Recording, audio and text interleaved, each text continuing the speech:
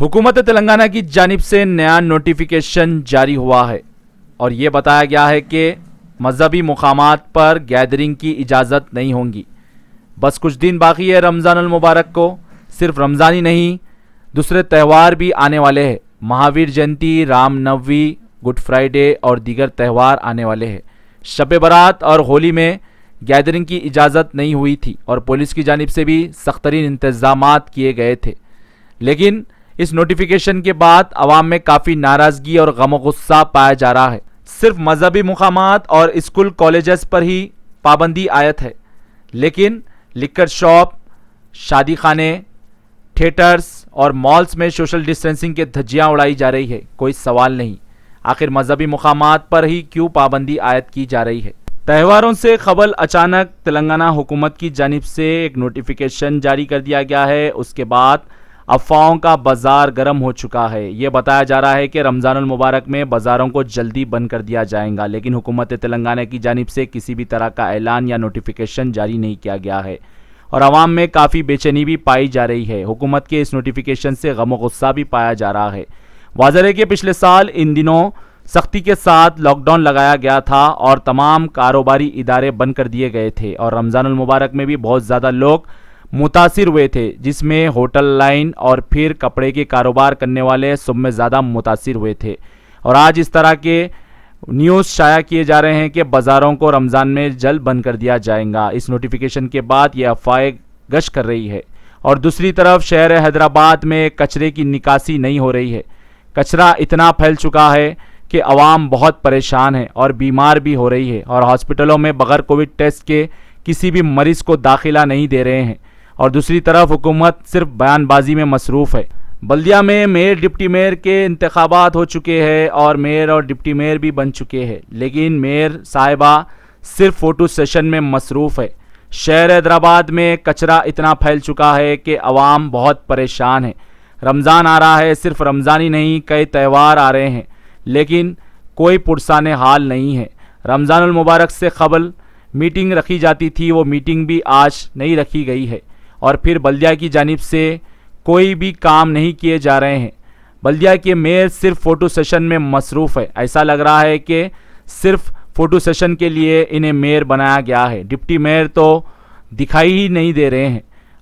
رمضان میں ہر مسلمان افطار کے سامان یا خرید و فروخت کے لیے بازاروں میں نکلتا ہے، اور پھر رات دیر گئے تک بازاریں بھی کھلی رہتی ہے، کیونکہ رمضان میں تمام مسلمان روزہ رہتے ہیں اور 5 وقت کی نماز باجماعت مسجدوں میں ادا کی جاتی ہے، اور عشاء کی نماز کے بعد تراویحوں کا اہتمام کیا جاتا ہے اور لوگ مسجدوں میں اعتکاف بھی بیٹھتے ہیں، اور تہجد کا اہتمام بھی رمضان المبارک میں مسجدوں میں کیا جاتا ہے۔ پھر آخری عشرے میں تہجد کا اہتمام کیا جاتا ہے اور کافی تعداد میں مصلیاں بھی نماز ادا کرتے ہیں۔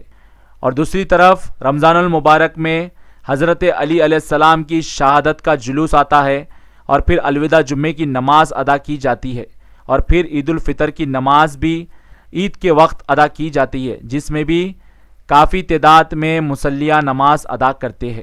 عوام کا کہنا ہے کہ بلدیہ انتخابات میں سوشل ڈسٹینسنگ کے دھجیاں اڑائی گئی، لیکن کوئی سوال نہیں، اور آج لیکر شاپس، تھیٹرز، پبس اور پھر مالز میں سوشل ڈسٹینسنگ کے دھجیاں اڑائی جا رہی ہے، تو وہاں پر بھی کوئی سوال نہیں۔ اور آج تہواروں سے پہلے اس طرح کا حکومت کی جانب سے اچانک نوٹیفیکیشن جاری کر دینا آخر کیوں؟ اور دوسری طرف حلیم کے کاروبار کرنے والے بھی بہت زیادہ پریشان ہیں، کیونکہ پچھلے سال حلیم کے کاروبار کرنے والوں کا رمضان المبارک میں کروڑوں روپے کا نقصان ہوا تھا، اور اس مرتبہ کئی امیدوں کے ساتھ یہ لوگ اپنا کاروبار کرنے کے لیے سوچ رہے ہیں، لیکن اس طرح کے مرحلے انہیں پریشان کر رہے ہیں۔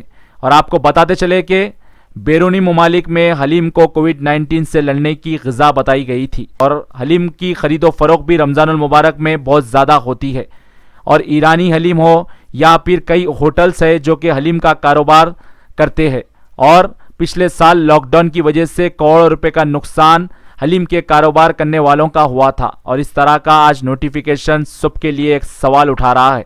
اب دیکھنا یہ ہوگا حکومت کی جانب سے کیا فیصلہ لیا جاتا ہے اور کس طرح کے احکامات جاری کیے جاتے ہیں۔ بیورو رپورٹ، بھارت کی ترقی۔ محنت کی. ہاں یہ الگ بات ہے کہ بار بار تبلیغیوں کو بولتے رہے, خیر بولتے رہے, تبلیغوں پہ الزام لگاتے رہے کہ ان سے کورونا آیا, الگ بات ہے, لیکن آپ نے محنت کی. پچھلے 15 دن سے شہر حیدرآباد کے اندر جو گاربیج کا ایشو چل رہا ہے, آپ دیکھتے ہوں گے شہر حیدرآباد کے اندر ہر علاقے کے اندر 15 دن سے جو گاربیج لفٹ نہیں کیا جا رہا ہے. جو ڈسٹ بن تھے ان تمام ڈسٹ بنس کو اٹھا دیا گیا ہے. مگر میں آپ کے ذریعے حکومت کو یہ بتانا چاہ رہا ہوں کہ آنے والا جو مہینہ ہے رمضان کا مہینہ ہے, اور میں آپ کے ذریعے یہ بھی بتانا چاہ رہا ہوں کہ اس گاربیج کی وجہ سے جو حالات جو صحت کے پر جو بگڑتے جا رہے ہیں, میں آپ کے ذریعے حکومت کو یہ بتانا چاہ رہا ہوں کہ جلد سے جلد اس کے اوپر ایکشن لے, اور تاکہ یہ نہ بتائے کہ ہم نوٹ کیا گیا اور اس کے اوپر ایکشن لینے کی ضرورت ہے. میں آپ کے ذریعے حکومت کو بتانا چاہتا ہوں.